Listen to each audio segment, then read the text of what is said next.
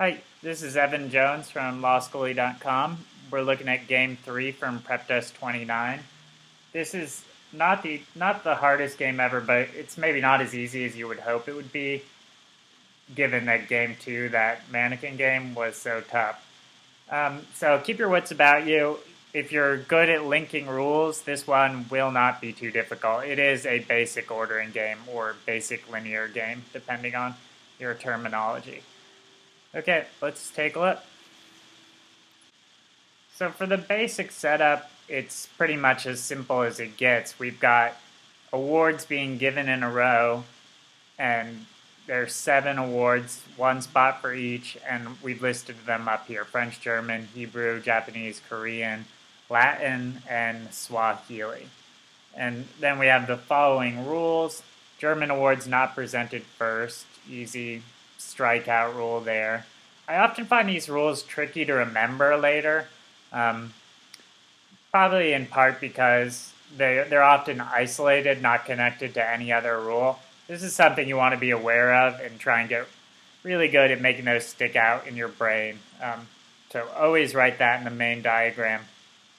Okay, and then our next rule, Hebrew is presented before Korean, so we got H and then K.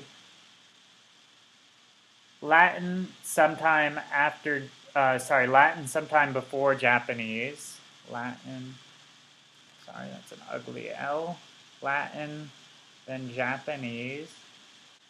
French is immediately before or after Hebrew, so you can link your rules up here. I'd like to have a prettier H if possible. And link those rules up with this existing rule. You should always do that when you can. And then we have our little arrow system that indicates that these two can switch. This is following the LSAT trainer methods. And then we have one more rule. Korean is immediately before or after Latin. And when I see this, I want to link these two rules up. Much better way to do it than to leave them separate. Always link rules when you can, and the result here is a nice long chain.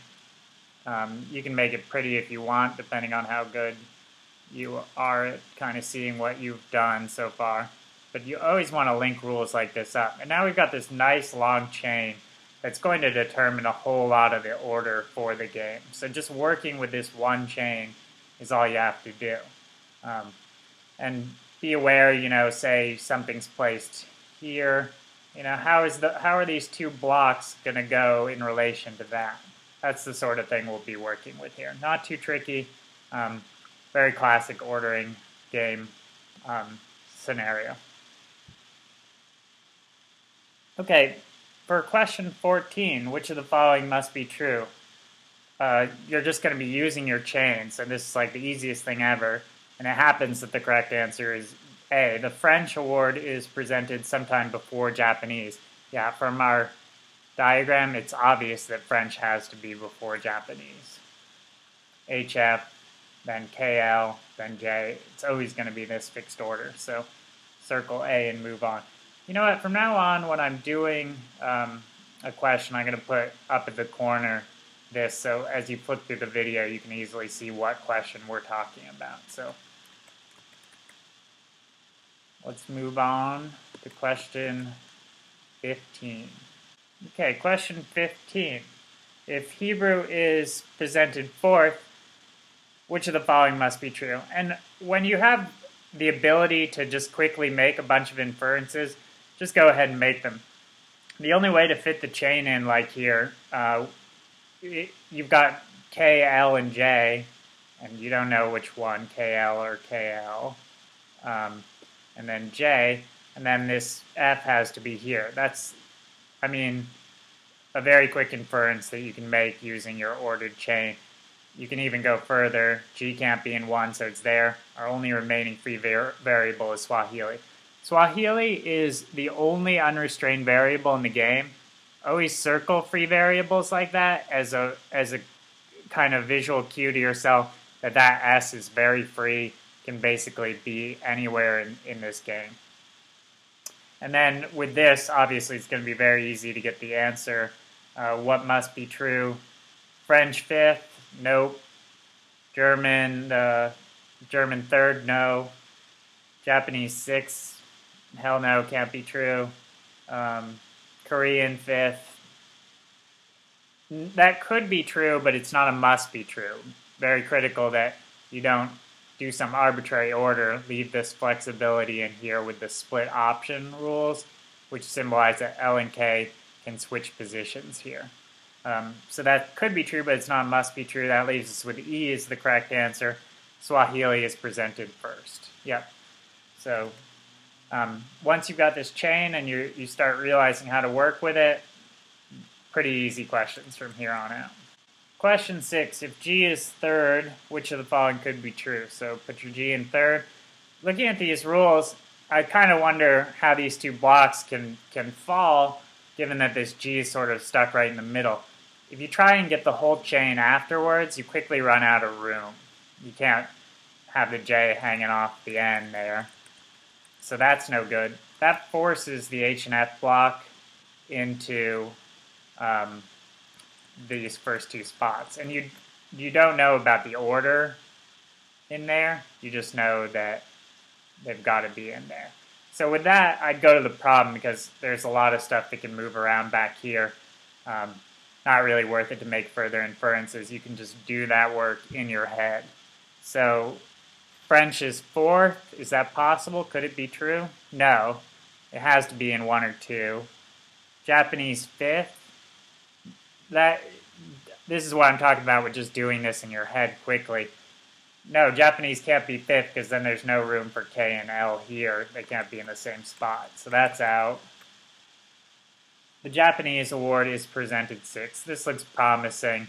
We could have K or L or K, and then S here. And that's fine. So that's could be true, and it's the correct answer. C, circle it and move on.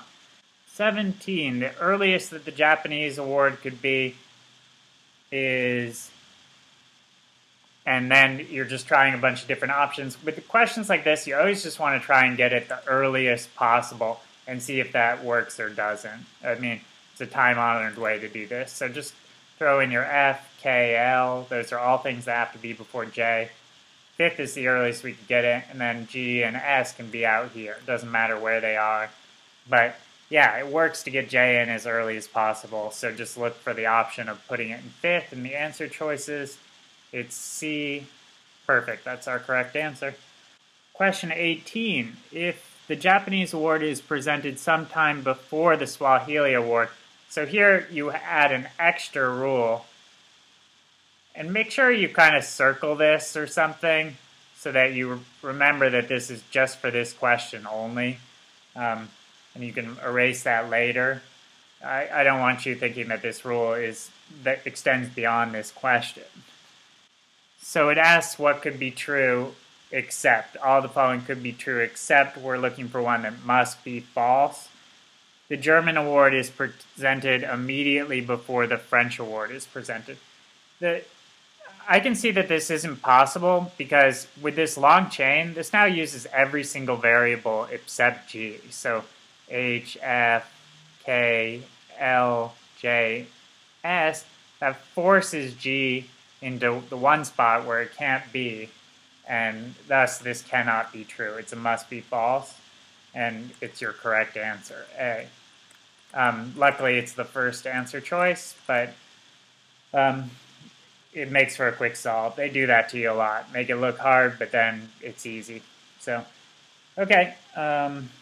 Last question.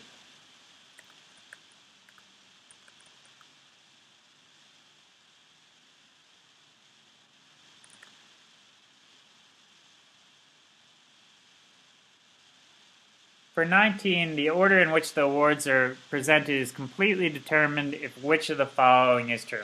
So this is a really tricky question just because it's a lot of work, and with questions like these, there's no trick to it. You just got to get to it and start solving the damn thing. It's annoying. If you're really pressed for time, maybe you'd skip this question and come back to it at the end if you've got time, but we're not, this is a demonstration, so we're not pressed for time at all. So let's see, the French award is presented before the German award is presented. So we'd have French, German, which then means we have to have H here. And the Korean award is presented immediately before the Latin award is presented.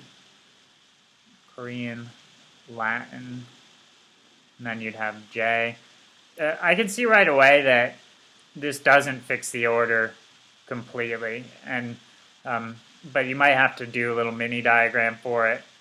KL. The problem is that J and S can still move around right here, so that doesn't fix the order totally. Cross A off, move on to B. Hard work, but you just got to do it. Okay, the French award is immediately before the Hebrew award is presented, so French, Hebrew.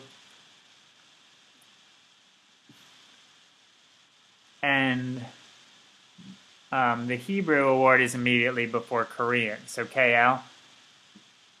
Luckily, we can save time now because we know that at the end that J and S can still flip around, right? And the G, as a matter of fact. So this doesn't fix our order. Cross B off, it's not the right answer. C, the French award is immediately before Latin, so F, Latin, then you'd have K, J, and that H has to be there. Same thing, you know, like there's just room for this to move around. You can put it in 1, you can put it in 2. Hopefully at this point you're saving some time by not having to actually slot this into the diagram. So C is gone. Let's hope D is the right answer because this is taking all day. Okay, the German award is presented before the Latin award. Sorry, and this looks more promising right away because now we know something about G. G is before the French award, sorry, not Latin. G, so we'd have F, then H. And the Latin award is immediately before the Japanese award. So L, J, and then K. And because this could move around, it could dance a little bit if we could put G here, but we can't, right? So G has to be there, and then that fills up the rest of the board, and then forces S into 1. And yes, the order is completely fixed, which leaves D as our answer. Okay, not the hardest game. If you were able to link your rules and work with these blocks quickly, you'll have a lot of success on this. I looked at the time that I have marked down for how long it took me to do this game way back when, and it's 9.5 minutes, so that was not a good solve. This just shows you, like, now I can do this game. I haven't even seen this in years and years and years, so it's like I'm doing a new game, and I could do this very quickly. So if you're feeling, hopeless, just know that down the road, these things get way, way easier, Eventually with games, you just if you've done it enough, you'll have some sort of a breakthrough, and it's like you've got a whole new brain or something, and you can just blaze through these problems like nothing. Trust me, almost every student I ever worked with, if they put the effort in, they eventually reached a big breakthrough with games and got much better at them. So it can happen to you. And one thing you might want to try, just like a piece of general advice, is like explaining these games to people is a really, really good way to learn. So if you have a boyfriend or a girlfriend that is willing to put up with you for 15 minutes of boredom getting a game explained to them, definitely try it. Just like tell them why what's happening is happening, and that will refine your mental processes of doing it yourself. So that's some good general advice if you haven't ever tried it. Okay, that completes game 3. Thanks.